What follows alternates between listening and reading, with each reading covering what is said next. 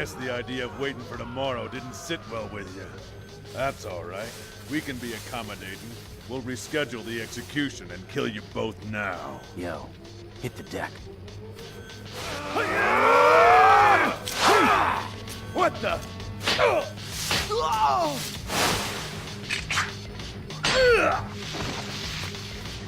Damn it! Where are they? Find them! You see them?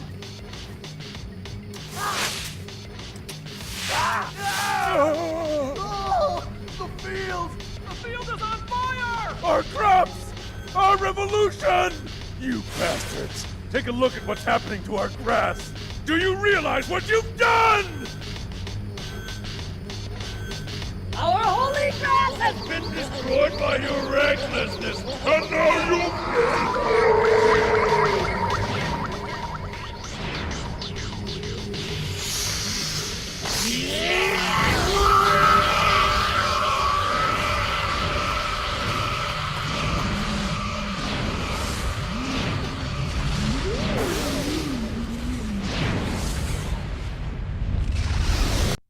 Whatever that is, give me some of that stuff.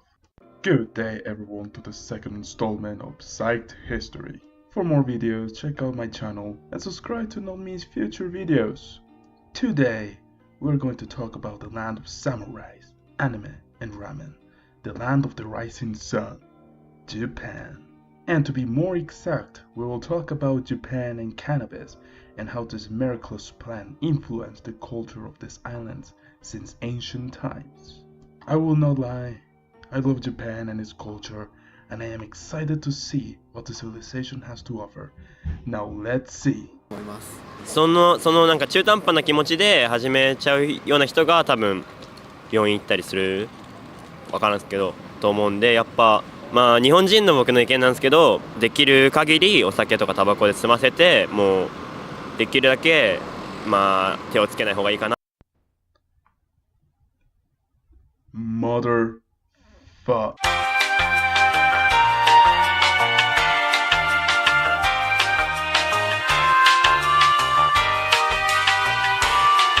Okay, jokes aside, I am obliged to explain Japan's cannabis situation. By situation, I mean huge problem that actually infuriates me.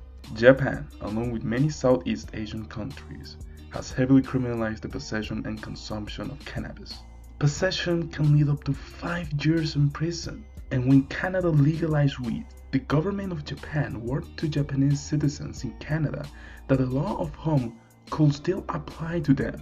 Basically, they could potentially face arrest and charges for smoking a joint in Canada once they arrive back to the airport in their home. The video I just showed was from Ask Japanese, a channel that makes a lot of interviews to people from Japan.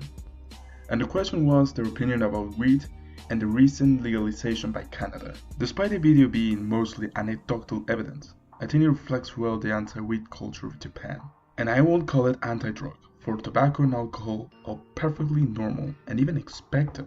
So why is Japan so anti-weed? The situation is complex and it has to do with the alliance between corporate media and police enforcement. But we can trail this situation all the way back to the 1930s and also the post-World War II era. Japan started crackdown on cannabis in the 1930s as the country was in the process of military consolidation. This makes sense since it has been demonstrated that the intake of psychedelics tend to make an individual both skeptical of authority and pro-environment, which is of course a mentality that any military government would want to avoid in their population. It is also important to note that hemp was still heavily used during the war, both by Japan and the United States, as hemp is excellent for ropes used by the navies. This will change later on with the criminalization of hemp after the war. In 1948, the Cannabis Control Law was passed, which increased the punishment for the possession of cannabis and declared hemp as a narcotic substance. Part of the reason why this happened is so American fiber companies won't have to compete against hemp, forcing a country in reconstruction to buy materials such as nylon. These laws are largely enforced even today. In the Hokkaido prefecture, they even cut more than 1 million natural wheat plants that grew in nature. And even though it is possible to obtain a license for hemp cultivation, The bureaucracy is pretty strict, with only a few places being able to grow it. Some of them only being lucky thanks to direct imperial intervention, as the imperial family needed hemp for ceremonies. So yeah, Japan's government doesn't like this particular plant, and it is not rare that media and education has demonized it. And this makes me sad, since Japan has in fact a deep-rooted history of using cannabis. And that's what we're going to talk about today. And as always, I do not condone the use of any of the substances. This video was made with purely educational purpose. In the book Cannabis, Evolution and Ethnobotany by Robert C. Clark, a detailed research is done in the anthropological and biological history of weed. And it is explained how cannabis was used since the Jomon period, when Japan was still largely a hunter-gatherer island. In the western coast of Kyushu, there are caves that depict the presence of cannabis, like this one, probably depicting how Korean traders who brought the plant to the island. Evidence of hemp cultivation was also found in the Bozo Peninsula. It is important to also note that the inhabitants of the Jomon period depended vastly on hunting, fishing, and collection for their subsistence.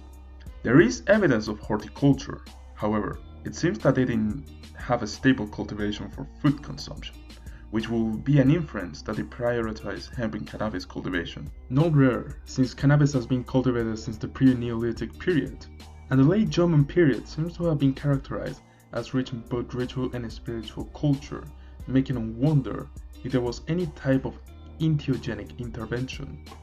An entheogen being a substance used for spiritual reasons, in the same manner that many indigenous groups in South America use ayahuasca. There is still much more research needed to be done in regards to the entheogenic nature of ancient Japan. However, there is vast evidence about the use of hemp as a textile. And if you ask me, the idea that they grew cannabis without smoking it is like the excuse of, I'm just holding it for someone else, I don't smoke it. We can also observe the evidence of the use of cannabis hemp through the linguistics of the Japanese language. There are two words we need to focus on, asa and taima. Asa is a word that is used for a broad quantity of plants, from ramie to wisteria. Hemp is also included in this word. Now taima, and remember this name, is special, since it specifically denotes cannabis hemp, and it derives from the Chinese term for hemp, dama, evidencing the introduction of Chinese Korean hemp to Japan. So cannabis hemp was present in the Neolithic. But what about later period? Well, there is evidence that cannabis was actually part of the Japanese culture much later on. In the 8th century collection of poems called Manjoshu, there are haikus that talk about how ninjas will train by jumping over tall hemp plants. In fact, there are many haikus that mention cannabis throughout history. Isa Kobayashi, a renowned Buddhist poet, writes, "The cannabis around my hut also has suffered from summer tiredness just when I hear the sundown bell, the flower of the sweet." And Baisho, the haiku master, writes, "The cannabis, how wonderful it is, the summer drawing room, trees and stones, just as they are. Oh, how glorious, the young leaves, the green leaves, glitter in the sunshine." During the feudal era of Japan, when warlords called daimyos used to rule over regions of the island, the growth of hemp was even incentivized due to its value in trade commerce. In fact, the armor worn by samurais would usually have hemp as part of their textile. Have you ever wondered why many Japanese coins used to have a hole in their center? It's because they were carried in hemp strings. Many imageries exist of this fact, including this one from the 17th century depicting women preparing fibers from cannabis. But one of the most fascinating references that we can observe in regards to the plant is found in the native religion of Shintoism, the most influential religion in Japan.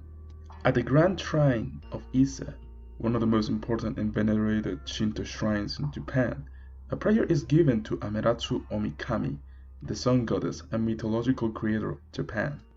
The name of the prayer? Taima.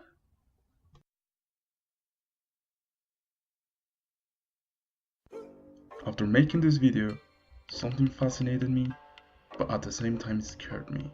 We have short memories, and it takes only a couple of years for an entire society to forget something that is important. Thousands of years of tradition was suddenly forgotten in the name of militarism and corporative interest. This is why I also invite all of my viewers to also investigate by themselves and arrive at their own conclusion. Well, I'll see you all later for next video. For more videos, consider subscribing and also consider sharing this video. Leave a comment if you think I forgot something, any important detail. Any feedback is appreciated.